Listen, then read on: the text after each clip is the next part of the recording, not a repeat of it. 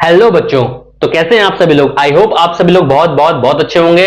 मैं अनुराग सर आपके लिए लेके आ चुका हूं बहुत ही बेहतरीन टॉपिक। अगर आप 9th और 10th में हैं तो ये वीडियो आपके लिए ही है, क्योंकि इसमें हम बहुत ही अच्छा बेसिक आपके लिए बहुत ही दमदार बेसिक लेके आए हैं। ठीक है, साइंस का बेसिक जो आप लोगों को जानना बहुत जरूरी है। और इस बेसिक में आप बहुत से ऐसे साइंटिस्ट के नेम आप जानेंगे। ठीक है, बहुत सारे ऐसे बेसिक क्वेश्चन जानेंगे जो आपको जानना बहुत जरूरी है। तो आज इसी कड़ी में हम लोग लेके आए हैं साइंस का एक बहुत ही दमदार बेसिक। तो चलिए हम लोग स्टार्ट करते हैं और देखते हैं कि आप लोग के लाइफ में इस बेसिक का क्या इंपॉर्टेंट है। अगर आप 9th और 10th में हैं तो ये बहुत अच्छी बात है, और अगर नहीं है तो आप उन बच्चों को शेयर कर दीजिए जो क्लास 9th और 10th में हैं, जिनके लिए ये बेसिक बहुत ही दमदार होने वाला है। और ये बेसिक अगर आप 11th और 12th में भी हैं और अगर आपको ये बेसिक नहीं पता है तो भी ये वीडियो आपके लिए है। और आप इस वीडियो को देखिएगा और इसको आगे जरूर शेयर कर दीजिएगा, जिससे उन जरूरतमंद बच्चों तक पहुंच जाए जो साइंस के बेसिक के बारे में नहीं जानते हैं। तो चलिए हम लोग स्टार्ट करते हैं साइंस का ये बेसिक।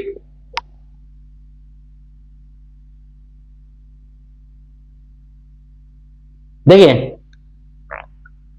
सबसे पहले साइंस, जो साइंस वर्ड है ना, वो आखिर में आया कहां से है, इस बात की हम लोग चर्चा करेंगे कि साइंस वर्ड आया कहां से है। साइंस वर्ड जो है वो साइंटिया वर्ड से लिया गया है। किससे लिया गया है? साइंटिया वर्ड से लिया गया है, जिसका मतलब क्या होता है?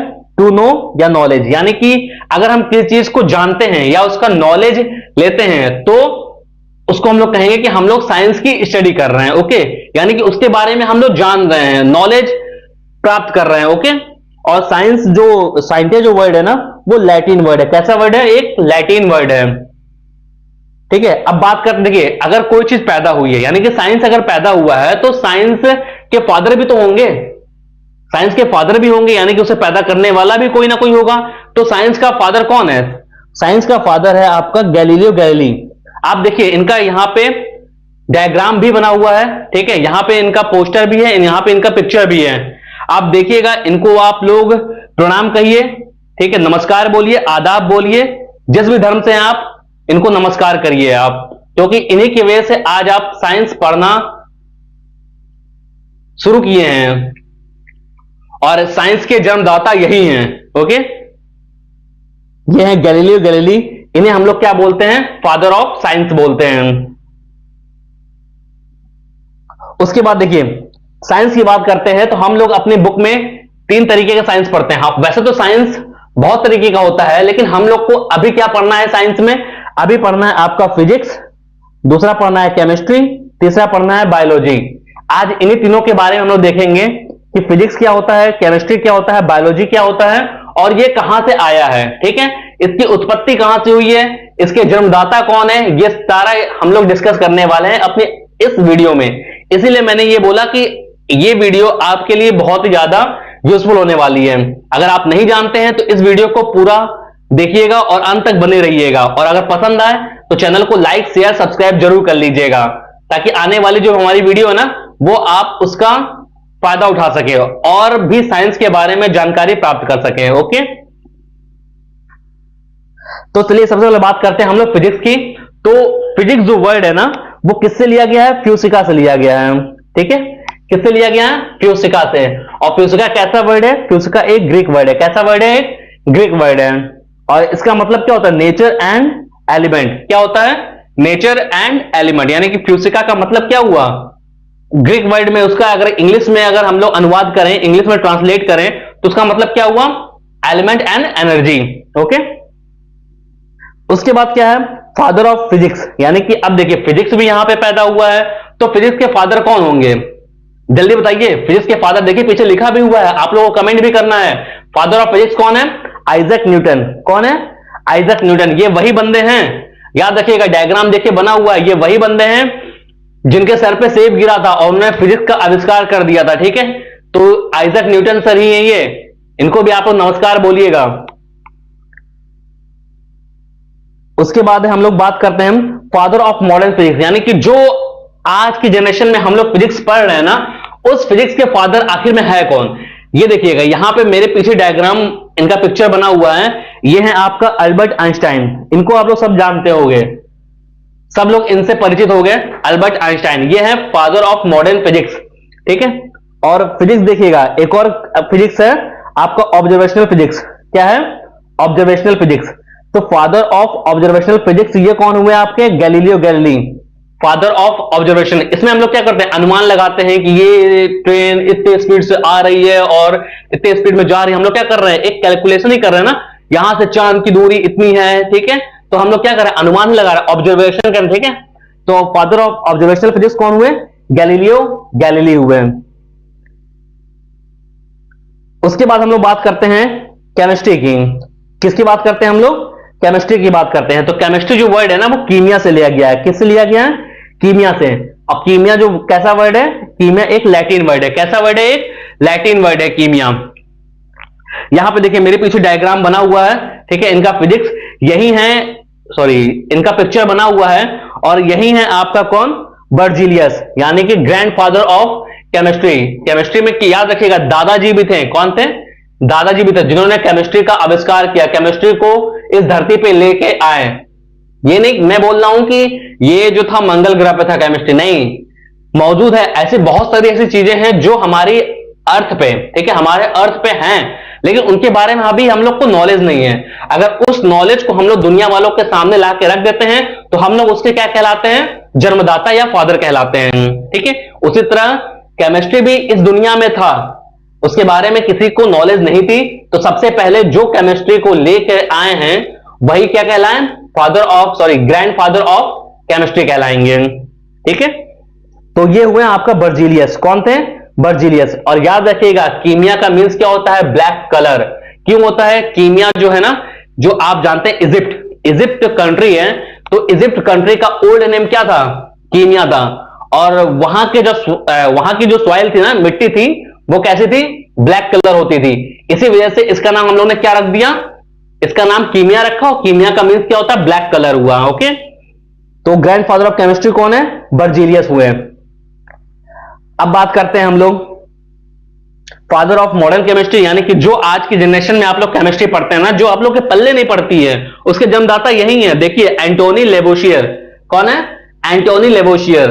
वैसे बहुत सारे ऐसे बच्चे होंगे जिनको फिजिक्स पल्ले नहीं पड़ती है, बहुत सारे ऐसे बच्चे होंगे जिनको बायोलॉजी पल्ले नहीं पड़ती है, तो उनके भी देखिए आप लोग कहते हैं ना, ये बायोलॉजी किसने बनाया, ये फिजिक्स किसने बनाया, ये केमिस्ट्री किसने बनाया। तो आज देख लीजिए इनका पिक्चर भी देख लीजिए आप लोग, ठीक है।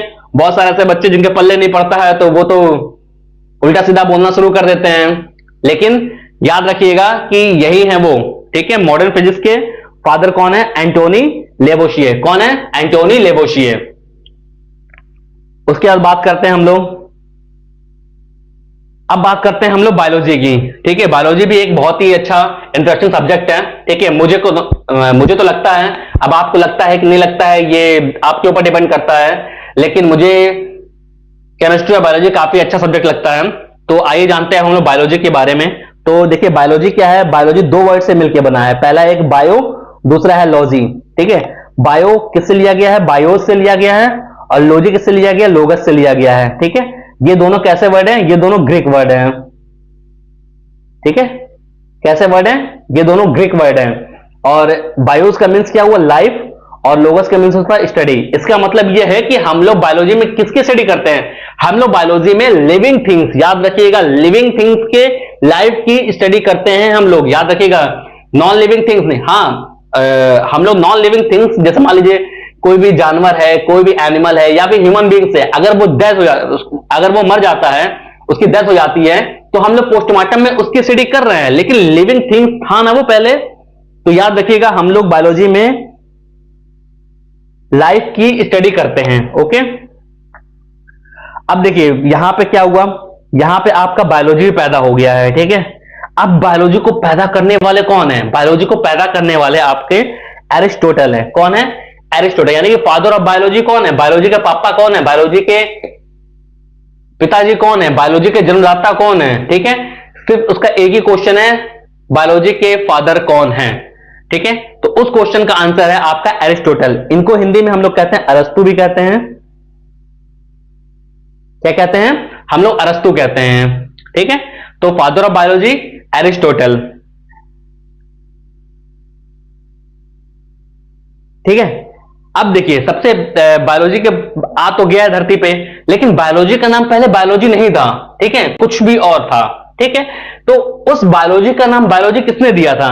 तो बायोलॉजी का नाम बायोलॉजी देने के लिए ना दो साइंटिस्ट हैं, एक आपका लैमार्क और दूसरा टैवर्नस। ठीक है, इन दोनों का पोस्टर आप देखिए, ठीक है, मेरे पीछे है पिक्चर इन लोग का। एक लैमार्क है, ठीक है, ये रहे लैमार्क और ये रहे टैवर्नस। ठीक है, तो इन दोनों ने मिलकर क्या दिया था? बायोलॉजी को बायोलॉजी का नाम दिया था। ओके, अब देखिए बायोलॉजी, बायोलॉजी में हम लोग दो चीजों को पढ़ते हैं। ठीक है, पहला क्या है आपका, एक जूलॉजी, दूसरा क्या है, एक बॉटनी। यानी कि एक हम लोग किसके बारे में पढ़ते हैं? जूलॉजी के बारे में, और एक पढ़ते हैं हम लोग बॉटनी के बारे में। ठीक है, तो अब हम लोग देखते हैं कि जूलॉजी क्या होता है और बॉटनी क्या होता है। यहां पे सबसे पहले पढ़ेंगे हम लोग जूलॉजी के बारे में कि जूलॉजी आखिर क्या है। ठीक है, कहां से आया, इसके फादर कौन है, कौन नहीं है। ठीक है, ये सारी चीज डिस्कस करेंगे हम लोग। तो देखिए जूलॉजी क्या है, जूलॉजी भी दो वर्ड से मिलकर बना है, पहला जू, दूसरा लॉजी। अगर मैं बात करूं जू, जू किस वर्ड से आया? जू भी देखिए ग्रीक वर्ड से ही आया था, और ग्रीक वर्ड आपको पता है ना, ग्रीक वर्ड अभी मैं बताऊंगा कि आखिर इन सब के नाम लैटिन और ग्रीक वर्ड में ही क्यों होते हैं। साइंटिस्ट के नेम हुआ या फिर कुछ भी चीज डिस्कवर होती है, उसका नाम लैटिन और ग्रीक वर्ड से ही क्यों लिया जाता है। ओके, तो जू जो ग्रीक वर्ड से आया है वो जोइन से आया। किससे आया? इसे हम लोग जून भी पढ़ते हैं या फिर जोइन पढ़ते हैं। और लोगस आपको पता है, लोजी लोगस से आया है। अब मैं बात करूं जू का मीन्स क्या हुआ, तो आप लोग बोलोगे चिड़ियाघर ना। कहां जा रहे हैं घूमने? जू जा रहे हैं। जू मीन्स चिड़ियाघर नहीं, जू मीन्स याद रखिएगा एन एनिमल्स, जहां पे एनिमल्स रहते हैं। अब उस जू में आप लोग बर्ड हाउस अलग कर देते हो, ठीक है, स्नेक हाउस अलग कर देते हो, फिश हाउस अलग कर देते हो। ठीक है, तो ये सारे हाउसेस बढ़ जाते हैं, लेकिन हम लोग कहां पे घूमने जाते हैं? हम लोग घूमने जाते हैं जू, यानी कि जूलॉजिकल पार्क में घूमने जाते हैं। उसी पार्क में हम लोग को बर्ड हाउस दिखता है, ठीक है, जैसे हम लोग कहते हैं चिड़ियाघर। ओके, और लोगस मीन्स क्या होता है? स्टडी। लोगस मीन्स क्या होता है? स्टडी, यानी कि हम लोग जूलॉजी में किसकी स्टडी करते हैं? एनिमल्स की स्टडी करते हैं। जितने भी एनिमल्स है ना, जितने भी आप एनिमल्स जानते हो, उनकी स्टडी हम लोग किसमें करते हैं? उसकी स्टडी हम लोग करते हैं जूलॉजी में। ओके, अब बात करते हैं फादर। अब देखिए जूलॉजी भी यहां पे पैदा हुआ है, लेकिन इसके फादर भी है ना, तो फादर कौन होंगे? फादर होंगे आपका एरिस्टोटल। कौन है? Again Aristotle. इसका मतलब याद रखिएगा कि एरिस्टोटल के दो बेटे, एक बायोलॉजी, एक जूलॉजी। याद रखिएगा एरिस्टोटल के कितने बेटे? दो बेटे, और एक कौन सा? बायोलॉजी और एक जूलॉजी। ओके, अब हम लोग बात करते हैं बॉटनी की। तो बॉटनी भी देखिए यहां पे पैदा हुआ है, तो बॉटनी भी किसी तरह तो पैदा हुआ होगा ना। तो बॉटनी जो है ना, वो बॉटन वर्ड से लिया, किससे लिया गया है? बॉटन वर्ड से लिया गया है। बॉटन कैसा वर्ड है? ग्रीक वर्ड है, और बॉटन का मीन्स क्या हुआ? Herbs and plant. याद रखिएगा हर्ब्स, हर्ब्स मतलब जड़ी बूटियां, और प्लांट्स मतलब पेड़ पौधे। तो बॉटन जिस वर्ड से लिया गया है वो ग्रीक वर्ड है, और उसका मीन्स क्या हुआ? Herbs and plants. अब यहां पे इसके फादर की बात कर लेते हैं। तो फादर कौन है? थियोफ्रास्टस। कौन है? थियोफ्रास्टस। थियोफ्रास्टस देखिए मेरे पीछे ये इनका पिक्चर बना हुआ है, ये है थियोफ्रास्टस, बॉटनी के फादर। ठीक है, तो आप लोग जान जाइए, इनको नमस्कार जरूर करिएगा, क्योंकि इन्हीं की वजह से आज आप लोग अपने फील्ड में कामयाब हो पाते हो। वरना अगर सोचिए फादर नहीं होते तो बॉटनी नहीं आता, बॉटनी नहीं आता तो आप एग्रीकल्चर डिपार्टमेंट में नहीं जा पाते। ओके, जूलॉजी नहीं होता तो आप जूलॉजिकल डिपार्टमेंट में नहीं जा पाते। ठीक है, उसी तरह फादर को होना बहुत जरूरी है। बहुत सारे बच्चे हो सकता है कि कमेंट भी करें कि सर फादर तो बता दिए, मदर कौन है? मदर याद रखिएगा, मदर केवल एक होती है, वो है नेचर। ठीक है, मदर नेचर, नेचर ही क्या है? मदर है, और ये सब क्या है? ये सब फादर्स हैं। ओके, अब यहां पे एक दिया हुआ है, थोड़ा सा सेल के बारे में भी बेसिक सा क्वेश्चन है जो आप लोग को पता होना चाहिए। सेल का अदर नेम जो होता है ना, वो है साइटो। ठीक है, सेल का जो साइंटिफिक नेम अगर आप बोल लीजिए, तो सेल का जो साइंटिफिक नेम है वो है साइटो। ठीक है, स्टडी ऑफ सेल क्या कहलाती है? यानी कि जिसमें आप लोग सेल की स्टडी करते हो, ठीक है, सेल के बारे में जानते हो या सेल के बारे में पढ़ते हो, उसे हम लोग कहते हैं साइटोलॉजी। क्या कहते हैं? Cytology. Cyto means cell, logy means study करना, यानी कि साइटोलॉजी में किसकी स्टडी करते हैं? सेल की स्टडी करते हैं। ओके, उसके बाद हम हु डिस्कवर्ड द सेल्स, यानी कि सेल को डिस्कवर कौन किया था? सेल को डिस्कवर किया था रॉबर्ट हुक ने। किसने किया था? रॉबर्ट हुक ने। कब किया था? 1665 में किया था। और एक क्वेश्चन है, who discovered the living cell first, यानी कि सबसे पहले जीवित कोश यानी कि लिविंग सेल किसने खोजी थी? ये है आपका एंटोनी वॉन लीवेनहॉक। ठीक है, ये पॉन्ड वाटर में क्या किए थे? लिविंग सेल को खोजे थे। ठीक है, पॉन्ड वाटर में क्या किए थे? लिविंग सेल को खोजे थे। ओके,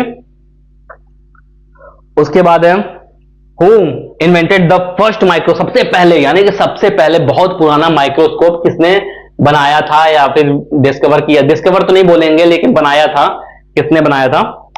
तो वो है जैकेरियस जॉनसन ने। किसने किया था? जैकेरियस जॉनसन ने। और कब किया था? 1585। सोचिए कितना पुराना माइक्रोस्कोप होगा जो इन्होंने बनाया था 1585 में। उसके पहले किसी ने माइक्रोस्कोप बनाया ही नहीं था, यार कोई जानता ही नहीं था माइक्रोस्कोप के बारे में। ठीक है, तो सबसे पहले किसने इंट्रोड्यूस कराया था माइक्रोस्कोप से? वो है जैकेरियस जॉनसन ने। ओके, उसके बाद है who gave the cell theory या सेल डॉक्ट्राइन। ठीक है, सेल थ्योरी यानी कि कोशिका सिद्धांत, सेल का जो थ्योरी है ना, वो किसने दिया था? वो दिया था दो साइंटिस्टों ने मिलकर। पहले थे स्लाइडन, दूसरे थे स्वान। ठीक है, स्लाइडन एंड स्वान ने क्या किया था? सबसे पहले आपका सेल थ्योरी दिया था। अब सॉरी, अब सेल का जो थ्योरी था ना, वो क्या था? ये जानने वाली बात है कि सेल की थ्योरी आखिर थी क्या। तो यहां पे देखिए क्या है, our whole body is made up of cell, यानी कि हमारा जो पूरा शरीर है ना, वो सेल से मिलके बना हुआ है। ठीक है, याद रखिएगा, हमारी जो पूरी बॉडी यहां से लेके पूरा नीचे तक का जो पूरा हिस्सा है ना, वो किससे मिलके बना हुआ है? सेल से मिलके बना हुआ है। हमारे बॉडी में हर जगह सेल पाए जाएंगे, हर जगह सेल पाए जाएंगे। ठीक है, तो आवर होल बॉडी किससे मिलके बनी है? सेल से मिलके बनी है। उसके बाद है which is the smallest cell in the world, सबसे छोटी कोशिका इस दुनिया में अगर कोई है तो वो है आपका माइकोप्लाज्मा। ठीक है, क्या होगा? माइकोप्लाज्मा। सबसे छोटी सेल कौन सी होगी? माइकोप्लाज्मा। अब उसके बाद बात करते हैं which is the biggest cell in the world, दुनिया में सबसे बड़ी कोशिका, इससे बड़ी कोशिका हुई नहीं। ठीक है, एक सिंगल कोशिका जो है वो होगी आपका ऑस्ट्रिच एग। कौन है? ऑस्ट्रिच एग, यानी कि शुतुरमुर्ग का अंडा। टीचर्स लोग आपको एग्जाम में देते हैं ना अंडे, वो अंडे क्या होता है? मुर्गी के होते हैं। ये क्या है? ऑस्ट्रिच, शुतुरमुर्ग का अंडा है, बहुत बड़ा अंडा होता है। इसमें लगभग 12 से 14 लोग क्या कर सकते हैं? ऑमलेट खा सकते हैं, यानी कि इसके अंडे को खा सकते हैं। ओके, उसके बाद क्या है? Which is the smallest cell in the human body, याद रखिएगा सबसे स्मॉलेस्ट सेल कौन सी है ह्यूमन बॉडी में? तो वो होगी आपका स्पर्म। कौन सी होगी? स्पर्म। जो मेल के अंदर स्पर्म पाया जाता है ना, ठीक है, वो स्पर्म ही क्या होगी? सबसे छोटी कोशिका होगी ह्यूमन बॉडी के अंदर। और सबसे बिगेस्ट सेल जो होगा ह्यूमन बॉडी में वो होगा ओवम। क्या होगा? ओवम। ओवम क्या होगा? सबसे बिगेस्ट सेल होगा। Which is the largest cell in the human body, largest मतलब लंबी। आप याद रखिएगा, देखिए बिगेस्ट का मतलब तो बड़ा हो गया और लार्जेस्ट का मतलब लंबा भी होगा और बड़ा भी होगा। ठीक है, लार्जेस्ट। ठीक है, बिगेस्ट का मतलब क्या हुआ? बड़ा हो गया, लार्जेस्ट मतलब लंबा भी हो गया। तो सबसे लंबी कोशिका कौन सी है? न्यूरॉन है। ठीक है, क्या है? न्यूरॉन है। ओके, अब बात करते हैं हम लोग अ सेल दैट नेवर डिवाइड्स। ठीक है, ऐसी कौन सी कोशिका है जो कभी डिवाइड ही नहीं करते? आपको पता है कि हमारे पूरी बॉडी में जो सेल है ना, वो क्या करती है? डिवाइड करेगी। डिवाइड का मतलब क्या है? एक सेल है वो डिवाइड करेगा और दो सेल बनाएगा। ठीक है, ये सेल क्या करेगा? फिर डिवाइड करेगा, अगेन दो सेल। ये सेल क्या करेगा? अगेन दो सेल। ठीक है, तो ऐसे कर करके हमारे बॉडी में जो सारी सेल है ना, वो क्या करेंगे? डिवाइडेशन करती रहती हैं, करती रहती हैं, करती रहती हैं। और क्या होता है? कभी कभी क्या होता है, यही सेल जब डिवाइड करते करते करते करते अनकंट्रोल हो जाती है ना, तो हमें क्या हो जाता है? हमें ट्यूमर हो जाता है। ठीक है, जिसे हम लोग बाद में क्या कहते हैं? कैंसर कहते हैं। तो यही कैंसर और कुछ भी नहीं है। ये क्या करता है? जो सेल डिवाइड करता है और डिवाइड करते करते अनकंट्रोल हो जाता है, तो फिर क्या होता है? वो ट्यूमर बन जाता है। ओके, तो ऐसे सेल जो क्या होती है? जो कभी डिवाइड नहीं करती है, ये है आपका ब्रेन सेल या फिर न्यूरॉन। ठीक है, ब्रेन सेल में ही होता है जो क्या होता है? आपका कभी डिवाइड नहीं करेगा। तो आप कहेंगे कि सर, तो क्या ब्रेन ट्यूमर तो होता है, लेकिन आप कह रहे हैं कि क्या नाम है, ब्रेन की सेल डिवाइड नहीं करती हैं। देखिए, ये क्या है? ये मान लीजिए ब्रेन है। ठीक है, तो ब्रेन जो है, ब्रेन में होता है 10% होता है गीलियल सेल। क्या होता है? गीलियल सेल। याद रखिए, ब्रेन में 10% का जो हिस्सा होता है ना, वो होता है गीलियल सेल का, और ये होता है, ये नॉर्मल सेल होते हैं, ठीक है, जो कभी डिवाइड नहीं करते हैं, ये कभी डिवाइड नहीं करते हैं, यहां पर लिख दें नो, ठीक है। और ये 10% जो गीलियल सेल ना, डिवाइडेशन यहीं पे होती है, और यहीं पे जब डिवाइडेशन होती है ना, तभी इंसान को ब्रेन में ब्रेन ट्यूमर हो जाता है, ओके। और यही ब्रेन ट्यूमर क्या होता है? बहुत ही ज्यादा घातक होता है। दिमाग के कैंसर को हम लोग क्या बोलते हैं? ब्रेन ट्यूमर कहते हैं। उसके बाद है आपका which one has fastest cell division, ठीक है, विच वन हैज फास्टेस्ट, कहां पे हमारी बॉडी में ऐसा कौन सा ऑर्गन है, ठीक है, कौन सी जगह है जहां पे सेल बहुत तेजी से डिवाइड होता है? तो वो है आपका लीवर, ठीक है। लीवर क्या है? लीवर बहुत तेजी से डिवाइड होता है, ठीक है। आपने पुरानी पिक्चरों में देखा होगा कि लोग क्या करते हैं? चाकू मारते हैं, ठीक है। तो पहले के लोगों को जब अकल नहीं थी, ठीक है, साइंस इतना नहीं जानते थे, लोग चाकू मार के भाग गए, ठीक है। अब ये जो बंदा है वो डॉक्टर के पास गया और जाने के बाद थोड़ा ट्रीटमेंट कराया और घर आ गया। क्यों? क्योंकि डॉक्टर जानता है कि लीवर जो है वो बहुत तेजी से डिवाइड करेगा और ये अपने आप रिपेयर हो जाएगा, ठीक है। बट उसके बाद क्या हुआ? जो पहले के गुंडे थे, ठीक है, पहले के टपोरी लोग थे ना, वो लोग भी थोड़ा अपने आप साइंस पढ़ के आए और मारने के बाद चाकू को ट्विस्ट कर देते हैं ऐसे, ठीक है। ट्विस्ट करने लीवर की हो गई धज्जियां, उड़ गई धज्जियां। अब क्या होगा? अब इंसान या तो ऑन द स्पॉट एक्सपायर हो जाएगा, या तो हॉस्पिटल ले जाते लेते एक्सपायर हो जाएगा, ठीक है। क्यों? क्योंकि लीवर जो होगा वो रिपेयर होगा नहीं, और जब रिपेयर नहीं होगा तो फिर जाहिर सी बात है कि इंसान को मरना ही है, ठीक है। इसका गलत यूज मत करना आप लोगों के। अब देखिए ब्रिक, यहां बात करते हैं ब्रिक, यानी कि एक ईंटे की बात करते हैं, तो एक एक ईंटा लगा के क्या बनेगा? एक दीवार बन जाएगी, ठीक है, एक वॉल बनेगी। हम लोग एक एक ईंटे को जोड़ते जाए जोड़ते जाए जोड़ते जाए जोड़ते जाए तो क्या बन जाएगी? एक वॉल बन जाएगी, ओके। और वही अगर खूब सारी वॉल बना दिया हम लोग तो वो क्या बन जाएगा? एक रूम बन जाएगा। और वही अगर हम लोग 8-10 रूम बना देंगे तो क्या बन जाएगा? एक हाउस बन जाएगा, एक हाउस की बिल्डिंग बन जाएगी ना। एक हाउस की बिल्डिंग में क्या होता है? बहुत सारे रूम होते हैं, और बहुत सारे रूम जो होते हैं वो किससे मिलकर बने होते हैं? वॉल से मिलकर बने होते हैं। और वॉल जो होता है वो ईंटों से मिलकर बना होता है, ब्रिक से मिलकर बना होता है। उसी तरह हमारी बॉडी में क्या होता है? सेल होगा, सेल से मिलकर क्या बनेंगे? टिश्यू बनेंगे, टिश्यू से मिलकर ऑर्गन बनेंगे, ऑर्गन से मिलकर क्या बन जाएंगे? बॉडी बन जाएंगे, ठीक है। अब देख लीजिए हमारे लीवर, किडनी, आंख, फेफड़े, ठीक है, ये सब अगर ऑर्गन हैं तो ये सब से मिलके ही तो मेरी एक पूरी बॉडी बनी है ना। उसी तरह सेम आपकी बॉडी बनी हुई है। देखिए यहां पे डायग्राम भी दिया हुआ है, तो इस डायग्राम को आप समझ लीजिए कि ये देखिए यहां पे क्या है? एक ब्रिक है, ब्रिक से मिलके क्या बन गया? एक वॉल बन गया, वॉल से मिलकर रूम बन गया, रूम से मिलके आपका हाउस बन गया या घर बन गया, ठीक है। उसी तरह यहां पे एक सेल है, सेल से मिलकर ये टिश्यू बन गया, टिश्यू से मिलकर क्या बन गया? ऑर्गन बन गया, ऑर्गन से मिलकर ये ऑर्गन सिस्टम या फिर जिसे हम लोग बॉडी कहते हैं, बॉडी बन गया, ओके, ठीक है। तो आपको यही जानना जरूरी है। उसी तरह यहां पे मैं पूरा लिख रहा हूं, आप लोग देख लीजिएगा उसको, और अपने कॉपी या नोटबुक आप जरूर लेके रखिएगा, और इसको आप नोट कर लीजिएगा कि बहुत ही ज्यादा इंपॉर्टेंट है। ये बेसिक आपको कोई नहीं पढ़ाएगा, मैं मेरी आज फर्स्ट क्लास है तो मैं आज बेसिक से ही स्टार्ट कर रहा हूं, ताकि आप लोग को मालूम चल पाए कि डेमो क्या होता है, ठीक है, ठीक है। मैं किस तरह पढ़ाता हूं, अच्छा पढ़ाता हूं, बुरा पढ़ाता हूं, ये बाद में फिर, क्योंकि आपको मेरे चैनल को सब्सक्राइब करना है, ठीक है। तो इसलिए आप लोग ये वीडियो देख के ही आपको सब्सक्राइब करिएगा। अगर आपको लगता है कि मैं अच्छा नॉलेज दे रहा हूं आपको, या फिर पढ़ा रहा हूं, या मेरे पढ़ाने का तरीका अच्छा है, तो ये आप मेरे चैनल को सब्सक्राइब करिएगा और मेरी वीडियो पूरी देखिएगा, ठीक है। यहां पे देखिए, यहां पे हम लोग बात करते हैं सेल की, तो ये एक सेल हो गया, ठीक है। सेल से मिलके क्या बना? Tissue, tissue. तो खूब सारे सेल अगर आपस में मिलते हैं तो वो क्या बनेंगे? टिश्यू बनेंगे, और टिश्यू से मिलकर क्या बनता है? ऑर्गन, ठीक है। तो ये बहुत सारे टिश्यू ऐसे टिश्यू मिलकर बनेंगे ना आपस में, तो ये क्या बन जाएगा? हमारा ऑर्गन बन जाएगा। और ऑर्गन से क्या बनता है? एक पूरी